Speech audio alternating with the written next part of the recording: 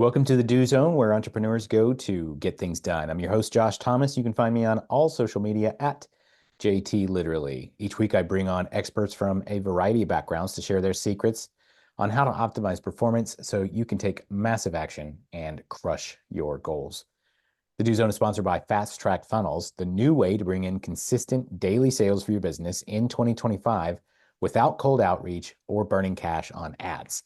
We use this method with a brand new business to generate more than $100,000 cash collected in less than 30 days. You can download the free step-by-step blueprint that shows exactly how we did it at getconversions.net. Once again, that's getconversions.net. Today's guest is Evgeniy Kharam.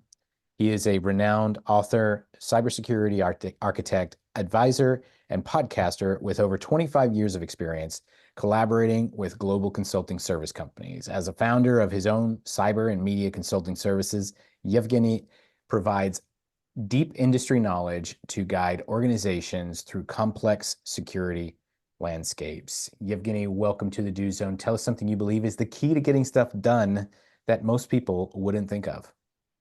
First of all, thank you for having me on the show. And to answer your question, is reframing. In some cases, we think something bad happened, and we think about the bad in case of reframing, how it's teaching us to be a better person.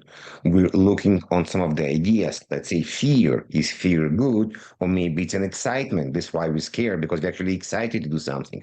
So in many cases, when we think about something, if we stop for a second, understand from where it's coming, and reframe why we have it, we may be completely going to have a different answer and a different guidelines and what to do next.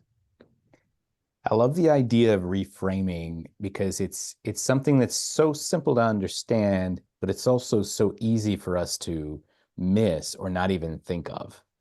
And one other way that I've seen this done is, well, I can't possibly do this.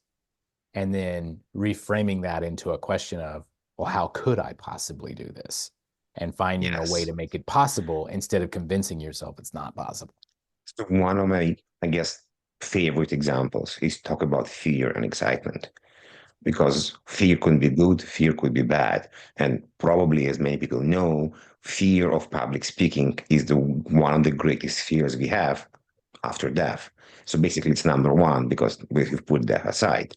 But in reality, if I tell you, can you speak to one person? You will tell me yes, two, yes, three, maybe five, maybe. So the more crowd, the bigger the stake, the more the fear. But in reality, it's not maybe the fear, it's maybe the fear of something new. So in a way, excitement. For the audience that have kids, if you put a kid on a slide, they may be going to be afraid first time, because the difference between fear and excitement, we don't know the outcome. With excitement, we know the outcome. With fear, we don't know the outcome. But the moment the child will go once on a slide, we again, again, again, again, until the parents understand it's very, very hard to move them from there, because they just change and reframe the fear to excitement. They change the model.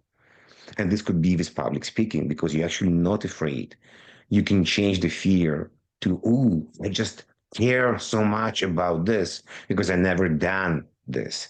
There's a lot of people. There's a bigger stake here, the bigger sale here. Yeah, I very care about this sales process as well, as an example. It's a great example, and yeah, the that's another thing a lot of people don't really think about is that feeling of fear, that feeling of excitement. They really are the same emotion. It's the same chemical response in your brain. It's just a matter of perspective. And so if you can reframe your perspective, and I think that's a great kind of big theme for this episode, Yevgeny, is reframing what is actually possible. And I know that that transitions nicely into another topic that you focus on is conquering fear in sales. And a lot of us, not me so much. Every once in a while, yes, but I spent a lot of time being petrified of trying to approach somebody and make a sale because I was so worried about the stress that it was causing, all the cortisol rushing through my head and brain, and all of these things that would, well, what if they say no? And over time, you just kind of get hardened to that. But a lot of people over time, they just They just shy away from it because they don't want to deal with the stress. It's too stressful. I'm just going to stay away. So it's not just the stress. It's also, I'm a big believer of soft skills. Many people call it differently human skills. I call them soft skills. It's also the idea of vulnerability. As you mentioned, we don't want to get no. So we don't want to be slapped on our hands and say, no, no, no, no, no, no. But in reality, in many cases, we're just wasting time or we're postponing the inevitable. So if you're going to a sales and you want to ask the person, hey, we actually have a budget, not in the first meeting, of course, okay? But maybe you have 3, 4 meetings. You can ask the person, hey, this is something you want to do this year, this quarter. You're actually minimizing the time. In many cases, people were just afraid to ask for a sale or to ask for information. And I also call it guidance. Can you please guide me what's the better way to move the sales forward? Can you please guide me if there's a better way to explain to you? We don't really use the idea of guidance because if you ask me, hey, Evgeny, can you explain me about cybersecurity? What does it mean? I can start to go on a spiel for 6 hours, or I can ask you, hey, is there a better way to explain to you? Like, oh yeah, I'm a visual person. Oh, I know this happened to this company. This is why I'm asking you.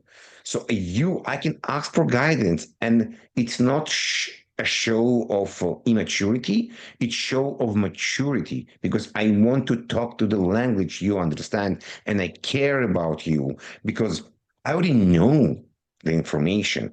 In many cases, when I present, I literally stop and tell people, one, please interrupt me anytime you want. I know the material. I'm here for you. So I'm guiding them that I'm okay to be interrupted. But it's me. Different people don't like to be interrupted, not good, not bad. And they will, if they're mature, will say, I need 7 minutes of your time. I may answer majority of your questions during this presentation, and then I'm going to be available for answer all the topics you have. I hope you're not going to be stuck in presenting for half an hour without letting people talk, and ask you questions. Yeah, it's one of the most interesting things that we think that we need to come off as being this super intelligent creature, but even the smartest people on the planet really appreciate when you don't make them think so hard. Because if I'm not investing energy into understanding what it is that you're saying, that's energy that I can redirect into really diving deeper into this relationship or into this opportunity or into this idea instead of just basic comprehension. And you're 100% right. And I want to add to this point that in many cases, we are trying to be polite. And if I didn't understand what you're saying, I don't want to tell you I don't understand because I don't want to hurt your feelings. So now I'm talking, you're not interested because you have no idea what I'm talking about. You being polite, not interrupting me. So what's the point of this conversation? So you're not guiding me. I'm not guiding you. We speak different languages. Instead of making connections on the level we understand, like, "Oh, I like golf. Let's talk about golf. Can you make an analogy about golf and cyber or AI or sales?" Yeah, it's interesting. Now that we're talking about this, I'm thinking the only time I ever really hear somebody say, I don't understand, is when they are obviously extremely intelligent and they obviously have a commanding knowledge of a lot of things, and you're trying to explain something to them and it's like too complicated. It's not that they're dumb, it's just that, like, wait, I don't want to invest the energy it's going to take to go down this calculus route. Give me the basics because that's where I want to conserve my energy. And I do want to comment here. It's not just smart. This actually people that are not afraid to be vulnerable Mm. because I don't understand. I'm okay with that. I'm vulnerable. It's fine. And they okay because they don't feel that somebody gonna judge them because they want to actually move this conversation to the correct level. I had a very interesting example that I was actually asked yesterday. I was on a podcast. What a significant event that changed the way I started to communicate myself in cybersecurity. And it was about 10 years ago. I was presenting to CIO of a company. We were talking about upgrading the infrastructure for the antivirus, to simplifying the terms. And he asked me, Evgeny, like he was just like a big smile on his face. This is great that you wanted to invest $500,000, but explain to me in business term, why do I need this antivirus? Don't tell me about bits and bytes. And I'm like, um, he's like laughing, like, dude, it's all good. Go have a coffee, have a wine, spend a day, come back tomorrow, we'll talk about it. And this Meditate was on like a a mountain. Yeah. aha moment because I don't need to talk bits and bytes. I don't need to talk about bad guys. I need to talk about profitability, availability, how much money they can lose if they're going to be available. And this is the language he understands. And like, oh my God, thank you very much for kind of hitting me against the wall because it literally triggers something and change the way I communicate depending on the person, depending on who you, what you want to get.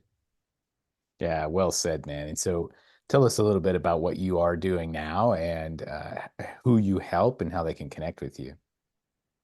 I'm doing quite a lot of different things. I'm consulting to companies that provide services in cybersecurity, what we call VAR, value added resellers, and MSSPs, managed service providers. I also consult to vendors in cybersecurity. And funny enough, I started to consult about soft skills and communications to technical leaders. So in many cases, CTOs, how to express themselves better, how to be on podcast, how to talk more fluently, how to not use filler words, how to use analogies and metaphors. So this is big part of my job as well. And I doing in many cases media. By media, I mean or recording podcast or doing panel moderations as well. So this is part of my job and big part of my job. Besides this, the easiest way to contact me and find me going to be on LinkedIn. I'm available there and spending quite a lot of time there as well. Not too many Evgenys there. If you Google or LinkedIn, search on LinkedIn, Evgeniy and last name Kharam, the M is like Mary, you will find me. And if you want to learn more about the book and soft skills, go to softskillstech.ca or softskillstech.com. Awesome. Yeah, soft skills in tech is it's interesting. It's one of those things that like you wouldn't think to combine those two, but you did it and they're much, much needed. They might need it because we have so many amazing individuals that don't know how to communicate efficiently. And even bigger problem, I'm a second-time immigrant. We as immigrants, we not always use the right verb. We not always understood correctly because of the language or because of the accent we have. So it creates even bigger gap for us to sometimes communicate and be vulnerable. And I definitely want to help people that are in technology in general and cyber as well, if they can become a better communicator and explain their ideas. And I know you in selling, but if you think about this, we all selling all the time. I want a new monitor. I want a bigger raise. I want to go eat this food, not that food. So we all selling all the time in any case. Yeah, understood. Well, hey, we're going to wrap from here. Thanks so much to our guest, Evgeniy Kharam, for joining us and sharing a little bit of wisdom about how he gets stuff done. And you'll notice that I got your name right, but I said architect wrong earlier. I just like, I've been holding on to that the whole time. No worries. No worries. Thank you very One or the much. other, man. I can't get them both right. So, hey, for those of you who want to learn more about what Yevgeny is up to, you can find him on LinkedIn, or you can go to his website, softskillstech.ca. Whether you're on your morning commute in the gym or somewhere out in the field, snap a selfie, tag me at JT Literally. Show me what you do while you're in the do zone. And one more time, if you want daily sales and a full calendar of prospects who want what you have, download the Fast Track Funnels Blueprint for free at getconversions.net. That's it. Let's get to work.